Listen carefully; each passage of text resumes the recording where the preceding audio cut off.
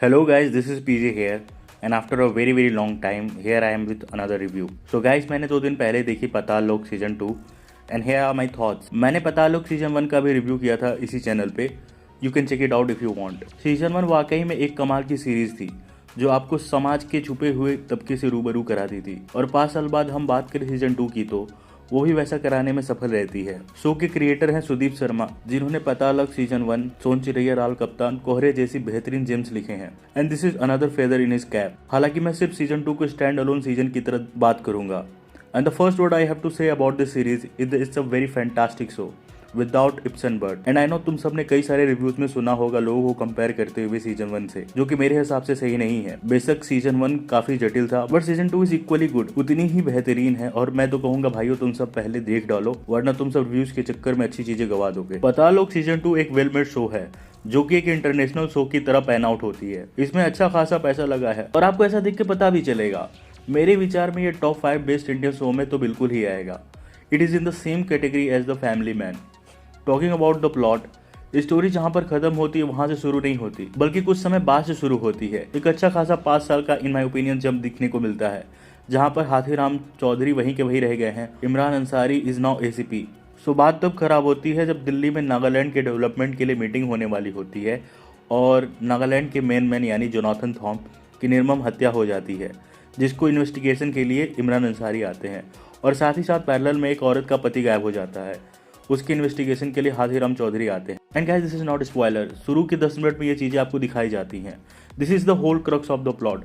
कैसे ये दोनों चीज आपस में इंटरट्वाइंड होते हैं और स्टोरी कंटिन्यू करती है, इसके लिए आपको सीरीज देखनी पड़ेगी. सो मैं आपको बताऊंगा what works for me and what didn't work for me. What didn't, so ये मेरा पर्सनल ओपिनियन है और तुम सब भी इससे एग्री करोगे और वो ये है कि the unnecessary addition of the LGBTQI community for the inclusivity. I mean अगर उस चीज को आप प्लॉट से हटा भी दोगे तो उससे कोई फर्क नहीं पड़ेगा. Also when you are promoting gender neutrality rightly so, आपको ये तो पता ही होगा कि some men are very soft in nature. So whenever you see someone soft in nature he must be gay.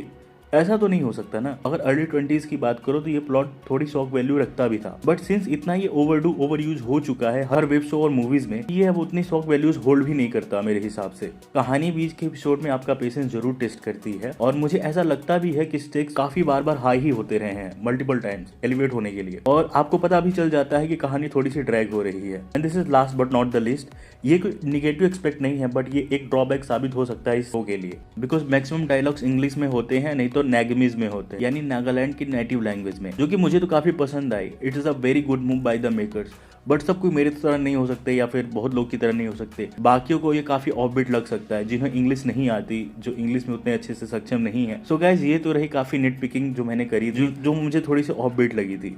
What I loved about this series is itself the premise of the show जो कि नागालैंड में take place करता है. और as an Indian citizen ये काफ़ी दुर्भाग्यपूर्ण बात है कि मैं एक भारतीय होने के नाते मुझे बस नागालैंड के उसके कैपिटल के बारे में ही पता है. It feels so fresh to see the landscape of Nagaland, the people and to hear their language. मुझे अच्छी बात यह भी लगी कि मेकर्स ने बहुत बड़ी रिस्क ली है इस सीरीज को लेके क्योंकि वो आराम से चाहते तो पहले सीजन के सक्सेस पे बैंक कर सकते थे और उसे कुछ भी बना सकते थे बट उन्होंने नया और फ्रेश स्टोरी को चुना इस सीजन से. मुझे जेन्युइनली ऐसा लगता है कि जिस तरह से इसकी सिनेमेटोग्राफी, स्टोरी स्ट्रक्चर और कैरेक्टर डेप्थ है वो आराम से किसी भी इंटरनेशनल शो के साथ कम्पीट कर सकता है. And yes, don't be surprise अगर किसी कैटेगरी में ये नॉमिनेट भी होती है तो. स्टोरी सीजन 1 के कंपैरिजन में उतनी डार्क, उतनी ब्रूटल, उतनी ग्राफिक्स और उतनी हार्ड सेटरिंग तो नहीं है. तो क्या ये भी एक मीडियोकर सीजन है? तो इसका जवाब है एब्सोल्युटली नो. ये अपने सीजन 1 के बर्डन को टोटली जस्टिफाई करती है और जैसा सेकंड सीजन होना चाहिए वो ऐसी दिखती भी है. स्टोरी आपको स्पून फीड नहीं कराती. The screen does take its time to cook and it is worth of it at the end. Plot दो स्टोरी को लेके चलती है and they intertwined and continue till the end only to make a good conclusion out of it. And I must say characters के contracts भी अच्छे तरह से दिखाए गए हैं. स्टार्टिंग और एंडिंग में कैरेक्टर्स काफ़ी चेंज हुए लगते हैं. जब आप देखोगे तो आपको पता चलेगा जिस कैरेक्टर के साथ आप पहले हिट करते हो या फिर उसे अच्छे निगाह से देखते हो, एंड में ऐसा नहीं होता है. The chemistry of the Duo Hathiram and Ansari is again very good. अपने जूनियर्स को एक ही डिपार्टमेंट में सीनियर बनते देखना और उसे सर कहना, ये जो एनेबिलिटी दिखती है उनके चेहरे पे उन्होंने बहुत अच्छी तरह से दिखाई है. शो में कॉन्ट्रास्ट को क्लास बैरियर से वही दिखाया गया है कि एक सीन में बहुत Hathiram and Ansari one after one आते हैं किसी सीन को इंटरोगेट करने और मीडिया कहती है कि हमें ACP वालों का इंटरव्यू लेना है और वो हाथीराम चौधरी के पास से हट जाती है क्योंकि ये हाई प्रोफाइल केस होता है। और आप हाथीराम चौधरी के चेहरे पे उदासीनता का भाव देख सकते हो। तिलोत्तमा सुरमा is a very fantastic actor and she has done her part very well. उन्होंने अपना नेगेमिज एक्सेंट पकड़ कर रखा, but I want more of हर।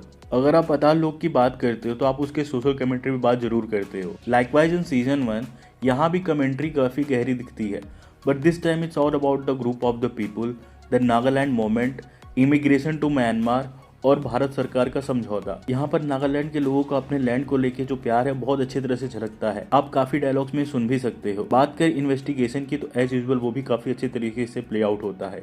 एक एक मिस्ट्री धीरे धीरे प्ले आउट होती है। हम हर एक कैरेक्टर्स को एकदम गहराई से समझते हैं और एक वाजिब तरीके से जो होना चाहिए वो होता है, with also a touch of realism. The action choreography is also outstanding with little to no over the top. आप जयदीप अहलावत को वल्नरेबल होते हुए देखोगे कई जगह पर। और सबसे अच्छी बात यह है कि उन्हें मसीहा की तरह नहीं दिखाया जाता है। गुंडे आ रहे हैं, वो पीट रहे हैं कई सारों को, ऐसा कुछ नहीं होता। अगर तुम दिमाग लगा के देखा होगा तो तुम ये नोटिस करोगे कि Hathiram Chaudhary best police officer नहीं है जमुना पार के। कोई एक्स्ट्रा ऑर्डिनरी फीचर्स नहीं है, but still with ordinary features जैसे सारे आदमियों के होते हैं, वो वैसे अपना इन्वेस्टिगेशन करते हैं और मिस्ट्री को अनरेवल करते हैं। हम एज अ ऑडियंस भी उन्हीं के थ्रू देखते हैं इस सारे सिनेरियो को। एपिसोड स्लो होते तो हैं, बट ट्रस्ट मी एंड बहुत रिवॉर्डिंग है। Acting wise, like I have told several times, Jaideep Ahlawat hands down the best thing ever happened to the Bollywood in the last decade. उनकी ठेठ हरियाणवी, उफ भाई साहब, इट इज सो एडिक्टिव। मैं तो भैया गालियां लूप में सुन रहा हूँ उनके हरियाणवी एक्सेंट। क्रिस वॉक्सिंग again is so naive, so kind hearted and soft spoken cop, और उनके पर्सनालिटी पे शूट भी करता है और वो बखूबी तरह से दिखता भी है। जितने भी नेगमिस एक्टर ने अपना अपना पार्ट बहुत अच्छे से प्ले किया है, they have done the best whatever they have been served with the materials. Specially mention to the guy who played Reuben Thom, जो कि हैं एलसी शेखोर। उन्होंने अपना काम बहुत ही अच्छा किया है और बहुत अच्छा लगता है जब जब वो स्क्रीन पे आते हैं।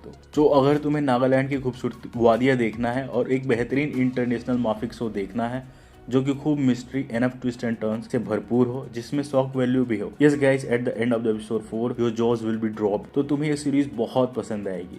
मैं इसे जरूर रेकमेंड करूंगा। It's a very well made show and this is another winner from Sudip Sharma. तो गाइज, तुम्हें ये कैसी लगी सीरीज, तुम मुझे कमेंट्स में जरूर बताओ। This is me PJ here and I will definitely see you soon. Thank you for watching. Good morning sir ji. Sir ji ready हो जाइए, 15 मिनट में एयरपोर्ट निकलना है। क्यों? एयरपोर्ट पर बुआ नाचे तेरी?